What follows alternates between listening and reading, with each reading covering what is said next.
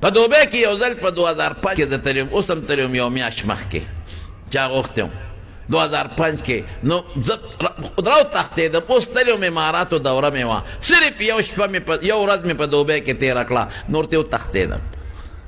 بربنډتوب دی ټول هغه دوبۍ کې دیره. نو زه بار نه وتم، ملګرو ته ما وې زما دا ټیکټ مخکې کې. نو هغوی وې شاپنګ دله کوو. مې زه دې مارکېټ ته ځم. اوس هم لاړم، ما سره زما زوی و، نو هلته یو مشهور دوبۍ مال ورته وایي. نو هلته زو چکر لګو. په خدای یقین وکړه، بخاري مې مخکې ده چې موږ سینکوس شو د ګاډي نه او ورننوتو دا نیمې بربنډې ښځې وې چې مارکیټ ته تلو. نیمې قسم په خدای شرمېدم، پټکې مې په سر و، سر نه مې څادر ښکته کړ. ډرایور ته زوی ته مې ټیلیفون وکړه چې ګاډي نه پارک کوي چې تښتو له دې ځای نه راوتښتېدو پې. مسلمان پکې ګرځېدی نه شي، دیندار او پټکي والا او ګیرې والا به شرمېږي، ګرځېدی پکې نه شي. نو ما وې تا ما مارکیټ ته بوځئ؟ وی نه سار وختي ښه دي نه، نو تاله لږ څه اخلو ملک ته دی چې ځان سره یوسې. نو لاړم. نو موږ په لفټ کې بره ختو، هغه ټوټل د لفټونه دي پکې. نو چې لفټ کې ختو، ما خو پټکې په سر و، رومال مې په سر و. نو یو ځای کې لفټ ودرېده، نو یو ښځه را دننه شوه. ما پې غیر اختیاري نظر ولګېد په دې ښځه، ما چې څوک به را دننه کېږي. نو چې را دننه شوه، نو صاحب د هغې صرف د دې سینې د پاسه یو وړه غوندې ټوکړه وه بس، او د دې روانونو په منځ کې یو پوټې غوندې ټوکړه وه بس، مخصوص اندام یو 4-5 ګوتې ټوکړه وه چې هغه یې د خانګو کې تاو وه، او په سینه د پاسه یې رکوټې غوندې یو شی تړلی و بس. او چې ما وکتل ډېر زیات خفه شوم، او تکه توره چېرته د دې دغه علاقو وه د افریقې والا، ډېره درنه پهلوانه ښځه وه. نو ما د خولې نه غیر اختیاري وختل، ما وی انا لله و انا الیه راجعون.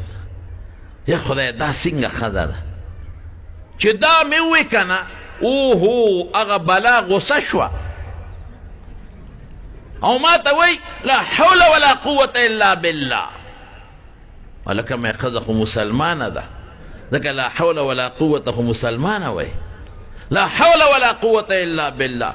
او مړه په عربۍ کې داسې کنزل ما ته شروع کړه که نه چې درته نشم ویلی. بلا بدره دې راته ووایي چې تا دا انا لله ولې ووې، ما څه ګناه کړې ده چې ته دا وې؟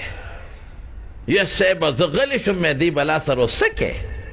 هغه بره په یو دغه کې بټن والا او په بل فلیټ کې کوش وه، خو چې تله نو ما ته شاته کتل او کنزل یې کول. مې ځه امبر سری میخې، دا تور شکل دی نیولې دي مردارې، خدای دې بیخ وباسه بربنډې ووته. نو ما ته ملګري وي دا ستا په دې پښتو دا پیش وه؟ مې نه، مې ما له خو عربي راتله، کلبه یا حماره وغیره مې ورته ویلي شو.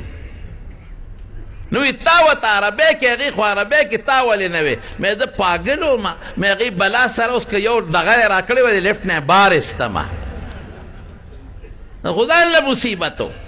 نو پښتو کې دې ولې وی خو پې پې نه شوه، میړه مې سپک شو، خو مې دې نه پته ولګېده چې ښځه مسلمانه وه، ځکه لا حول ولا قوته کافره نه وی، مسلمانه وی. او مې دې نه هم پته ولګېده چې هغې ته ځان ګناهګار نه ښکارېده، ځکه خو لا حول ولا قوة الا بالله وی. زمونږ ښځې دلته دا وی اسلام مونږ له حقوق نه راکوي، عورت مار چغې به وباسي.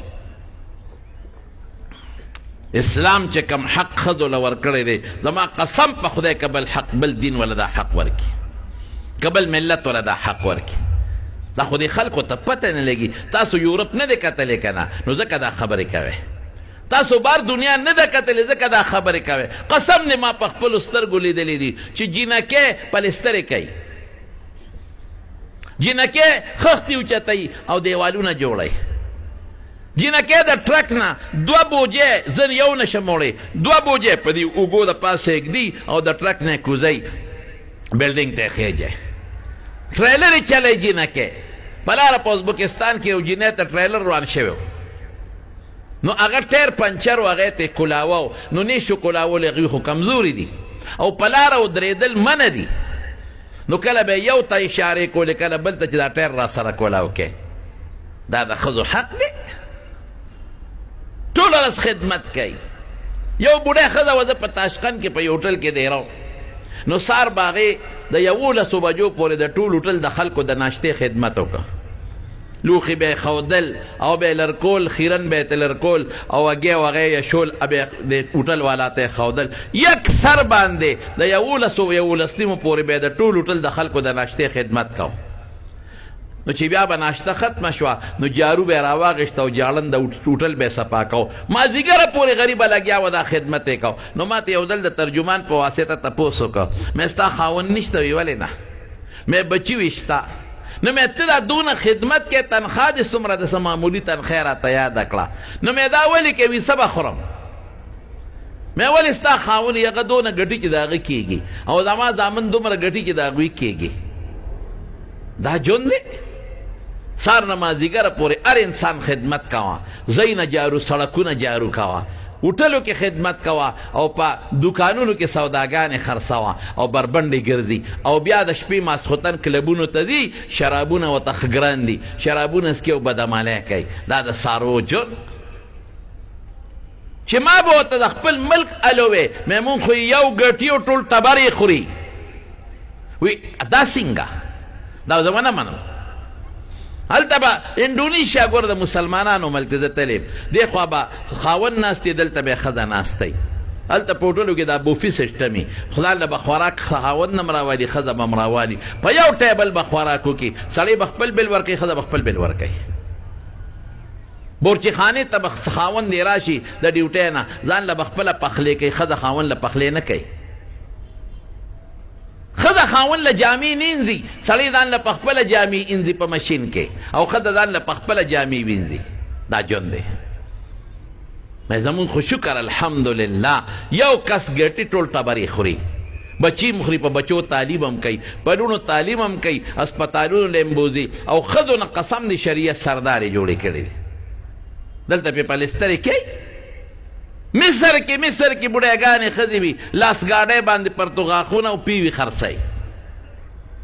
هلته دا حالت دی. د دین مرکز یو زمانه کې پاتې شوی. امام شافعي پکې دفن دی، دې قبر له تلیم. امام طحاوي پکې دفن دی، حافظ ابن حجر اسقلاني پکې دفن دی، علامه بدرالدین عیني پکې دفن دی، امام زیلعي پکې دفن دی. د دې ټولو قبرونو له زه تلیم. ابن الحمام پکې دفن دی. دا سلوی خلق، لیکن هغې حالت ورشو ګوره حیران بشي. اسلام چې څوک پې عمل کوي دا پکې شرط دی. ښځه سرداره کړې د قسم په خدای، ښځه د کور سرداره د بالغ ته ډډه ووه. که د خاوند زړه ښي که به دي تاله به یې را پیدا کوي. او سار وختي غټ لیست ولیکي خاوند ته، وایي ها دا واله دا شیدونه راوړه. سرداره شوه که نه شوه؟ د خاوند د ښځې جامې، کیړی، پیزار، لوپټا، بورقا، دارو، درمل، پلار مور کره بوتل، غم خادی له بوتل، دا ټول د سړو په سر دي. وي زموږ حقوق نشته. حق څه ته وایي؟ حق دې ته وایي چې تا بربنډه پرېږدي، حق دې ته وایي چې تا بربنډه پرېږدي له خرو غوندې ګرځې. دا خو حق نه دی. ښځې ته خو شریعت د هیرې په نظر کتلی دی. ښځه هیره ده، سره زر دی قسم په خدای. سره زر او هیره خلک په مالوچو کې او په صندوق کې بند ساتي. بار کولاو چې کم بی قیمته شي وي لکه یو خښته په میدان پرتی، او چې کم قیمتي شي وي خلک د هغې حفاظت کوي. ښځه د خدای او رسول په نظر کې قیمتي شی دی. هیره ده، سره زر دی، نو ځکه وایي چې دا پټ کې. زه اکثر دا یو خبره کوم چې کیله هغه کیله ده چې په پوستکي کې بند دی، او چې پوستکي رې تلر کا نو بیا پې ماشي مچان بنګېږي، بیا به څښئ. مالټه هغه محفوظه ده چې پوستکي کې بند دی، او که پوستکي رې ته لرې کا ګندونه به پې بیا بنګېږي، بیا به څښا شي. نو ښځه هغه ښځه ده چې په خپله پرده کې بند دی. دا شریعت حق ورکړی دی ښځې له. دا مو حق نشته؟ وایي دا په کور کې خدمت ولې کوي؟ هلکه په کور کې د واده نه مخکې د چا خدمت کوي؟ د مور پلار، د رونو خویندو. په مینه یې کوي که نه کوي؟ په محبت، په زور خو نه کوي. هغه شوق ګڼي، هغه ځان له فخر ګڼي. او چې واده شي د چا خدمت کوي؟ بیا د خاوند او د بچو کوي، او قسم دې په خوشحالۍ یې کوي، په زور یې نه کوي. بچی ورته جالي او دی خاندي ورته هغه ولې سکون هم ورکوي هغه ماشوم او دا ورته خاندي په خوشحالۍ خدمت کوي په زور نه کوي نو ته وایې دا ولې نو تا وویسته نو جس کې دې نوکره کړه ایر هوسټس دې ته جوړه کړه نو د خپلو نوکر د خدمت د ظلم وګڼه او د پردو 300 سوارلو ته لوښ ایږدي او خیرن ته لرکوي او جوس ورکوي او پیپسیان ورکوي او په سوارلو ګرځي د هغې خدمت کوي نو دا خیر دی دا کوم عقل دی